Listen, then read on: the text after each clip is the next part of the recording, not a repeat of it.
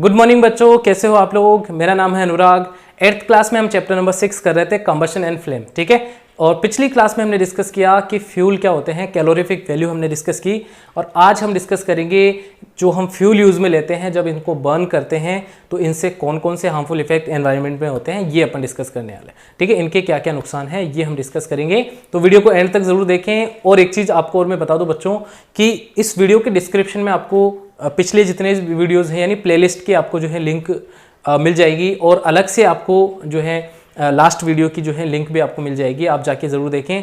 और आप हमें जो है इंस्टाग्राम पे भी फॉलो कर सकते हैं, तो उसका भी लिंक आपको डिस्क्रिप्शन में मिल जाएगा। ठीक है, तो चलिए शुरू करते हैं हमारा टॉपिक। आज का हमारा टॉपिक है burning of fuels leads to harmful products. ठीक है, यानी जब फ्यूल बर्न होते हैं तो इनसे क्या क्या हार्मफुल प्रोडक्ट्स रिलीज होते हैं और ये किस तरीके से एनवायरनमेंट को और ह्यूमन बींग्स को नुकसान पहुंचाते हैं, ये अपन डिस्कस करेंगे। ठीक है, तो देखिए फर्स्ट पॉइंट इसमें है, अच्छा पहले देखिए इंक्रीजिंग ऑफ फ्यूल कंबशन, मतलब फ्यूल का जैसे जैसे इस्तेमाल बढ़ेगा, कंजप्शन जो है ज़्यादा होगा, लोग ज़्यादा यूज़ करेंगे, वैसे ही ये एनवायरनमेंट को भी ज़्यादा नुकसान पहुँचाता है। ठीक है, फिर देखिए फर्स्ट पॉइंट इसमें है carbon fuels like wood coal petroleum release unburned carbon particles. ठीक है, मतलब क्या होता है कि ये कार्बन फ्यूल्स होते हैं जैसे कि पेट्रोलियम, कोल, वुड, यानी इनमें मेनली कार्बन बहुत ज़्यादा अमाउंट में होता है, और जब इनको हम बर्न करते हैं तो अनबर्न्ड कार्बन पार्टिकल्स एनवायरनमेंट में रिलीज होते हैं जो कि पॉल्यूटेंट्स हैं। ठीक है, जो कि डेंजरस पॉल्यूटेंट्स हैं और ये हमारी बॉडी को भी नुकसान पहुंचाते हैं।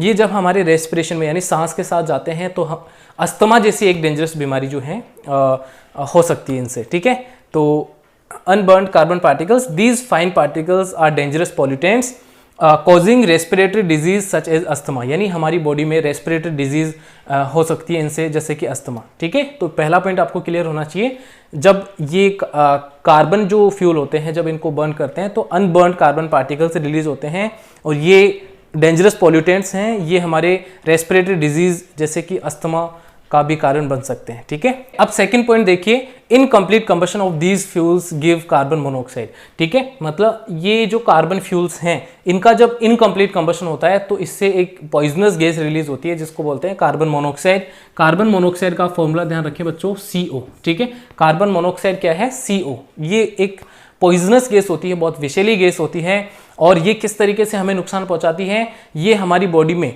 जो है ऑक्सीजन कैरिंग कैपेसिटी को कम करती है ब्लड के साथ, और ये खुद जो है उसके साथ ब्लड के साथ कंबाइन होकर हमारी बॉडी में जाती है और ये बहुत नुकसान पहुंचा सकती है। It is dangerous to burn coal in a close room. देखिए एक बंद कमरे में कभी भी कोयले को बर्न नहीं करना चाहिए। ठीक है, या कोल जिसको होता है, कोल जो होता है उसको बंद कमरे में कभी भी बर्न नहीं करना चाहिए, क्योंकि इसको जब ये कोल बर्न होता है तो इसके इनकम्प्लीट कंबशन से कार्बन मोनोऑक्साइड गैस रिलीज होती है, और ये कार्बन मोनोऑक्साइड जो है उसमें वो क्या करती है, उस रूम में सो रहे व्यक्ति को जो है किल कर सकती है, मार सकती है। कैसे मारती है देखिए, it is dangerous to burn coal in a close room, the carbon monoxide gas released can kill person sleeping in that room, यानी उस बंद कमरे में सो रहे आदमी को मार सकती है ये गैस, इतनी पॉइजनस होती है।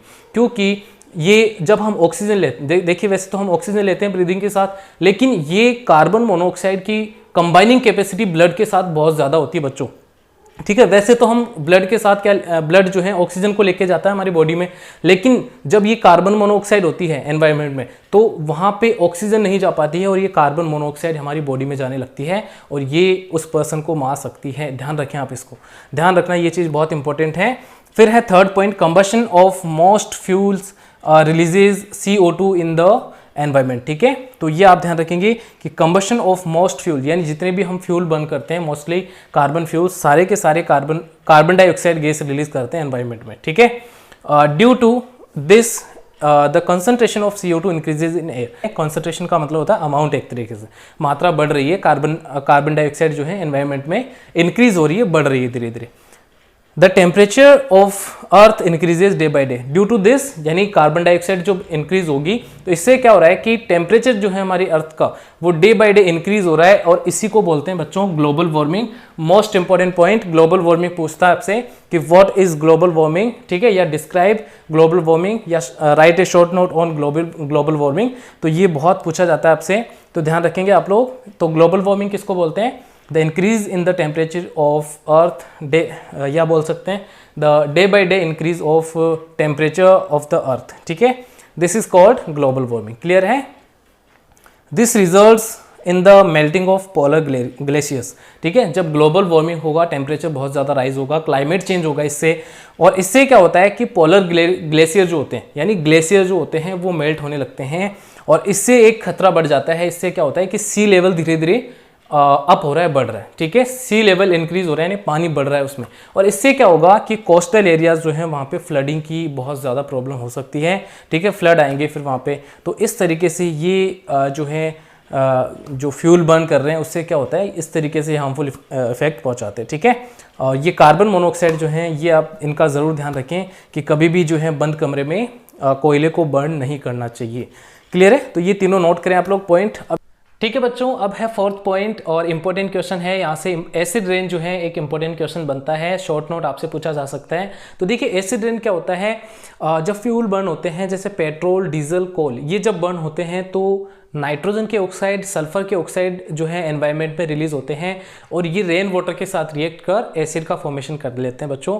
और ये एसिड जब रेन के साथ जो है अर्थ पे आते हैं तो इसको अपन बोलते हैं एसिड रेन, और ये बहुत ज़्यादा हार्मफुल होती है हमारी स्किन के लिए। यानी फर्स्ट रेन जो होती है बेसिकली एसिड रेन होती है, और ये हमारी स्किन को हार्मफुल इफेक्ट पहुंचाती है। और ये ताजमहल का जो कलर है, यानी मार्बल का जो ताजमहल की जो मार्बल है उसका कलर धीरे धीरे येलो कलर का हो रहा है बिकॉज ऑफ एसिड रेन, ठीक है। ये भी क्यों हो रहा है, एसिड रेन की वजह से हो रहा है। तो देखिए क्या लिखेंगे इसमें, burning of coal and diesel releases sulphur dioxide. Diesel और कोल जब बर्न होता है तो SO2 यानी सल्फर डाइऑक्साइड गैस रिलीज होती है। Moreover petrol engines give to gases oxide of nitrogen, मतलब पेट्रोल जब बर्न होता है तो नाइट्रोजन का ऑक्साइड रिलीज होता है जैसे कि NO2 नाइट्रोजन डाइऑक्साइड, और ये ऑक्साइड जब रेन वाटर के साथ रिएक्ट होते हैं तो एसिड का फॉर्मेशन करते हैं। Such rain is called acid rain, ठीक है। एसिड रेन को अपन क्या बोलते हैं, एसिड रेन बोलते हैं। तो सिंपल है, बहुत सिंपल है, आप इसको नोट करें। और ये हार्मफुल होती है हमारी स्किन के लिए, और ताजमहल की मार्बल धीरे धीरे येलोइश कलर की हो रही है बिकॉज ऑफ एसिड रेन, ठीक है। अब इसमें नोट करके बात ध्यान रखेंगे, CNG क्या होता है, compressed natural gas full form ध्यान रखेंगे। और ये एक क्लीनर फ्यूल है, आजकल इसका जो है ऑटोमोबाइल्स व्हीकल्स में बहुत ज़्यादा यूज़ बढ़ गया है बिकॉज ये कम हार्मफुल होता है एनवायरनमेंट के लिए, कि एनवायरनमेंट के लिए कम हार्मफुल है। CNG कंप्रेस्ड नेचुरल गैस एक क्लीनर फ्यूल है, इसलिए इसका यूज़ बढ़ रहा है, ठीक है। ये आप ध्यान रखिए। एक बच्चा इसमें एक पॉइंट रह गया है, डिफॉरेस्टेशन। डिफॉरेस्टेशन का मतलब होता है कटिंग ऑफ ट्रीज, यानी पेड़ों को काटना जो है डिफॉरेस्टेशन होता है। इसके डिफॉरेस्टेशन के बहुत रीज़न हो सकते हैं, ठीक है। आजकल आप जानते हैं कि डिफॉरेस्टेशन क्यों हो रहा है। तो ये था हमारा चैप्टर और ये कंप्लीट हो जाता है। अब अगली क्लास में हम करेंगे इसके क्वेश्चन आंसर्स, तो आप ज़रूर देखें वीडियो, जुड़े रहें हमारे साथ। इसके लिए आप चैनल को सब्सक्राइब कर सकते हैं, और नोटिफिकेशन के लिए आप लोग जो है बेल आइकन को क्लिक कर लें, सब्सक्राइब बटन के साइड में होता है, उसको क्लिक कर लें ताकि आपको नोटिफिकेशन मिल जाए वीडियो का। तो अब मिलते हैं अगली क्लास में, तब तक stay safe, take care, bye bye, have a good day, thank you.